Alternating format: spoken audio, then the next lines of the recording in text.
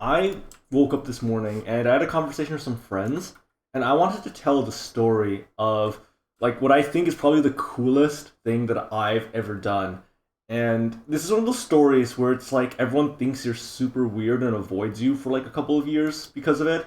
It happened in grade school, but then by the time I was in high school, like everyone looked back on the story and it was like, you know what, that was actually pretty cool. And it's like funny as hell.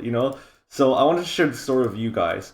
And the context of the story is that I am a Chinese immigrant. This story happened when I was like a toddler, basically like right out of China. I couldn't speak much English. I was watching Doctor Who and The Simpsons to learn English at the time, but like I could still barely speak any words, but I knew like the basics to get along in school. Except for like this one time in grade one where the teacher, I think she was like Greek or like Eastern European, something like that. She had a really long last name, and she wouldn't let me go to the washroom unless I could say her name. Like, can I go to the washroom, Miss something or whatever?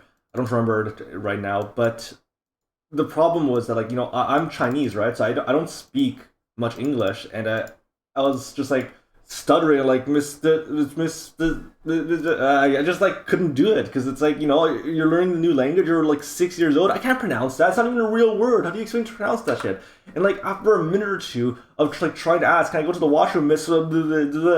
I just started crying because I couldn't read what her name was. And then it's like I started to go pee, and she's like, "Come on, you can do it. You just say my name." And then you ask me to go to the washroom, and then I just kept crying, and like I just immediately right there, I was like, I have to go. I'm gonna take off my pants. I'm peeing on this fucking teacher, and it's like I don't even remember what happened after. I'm sure she was pissed. She deserved it. Fuck that teacher.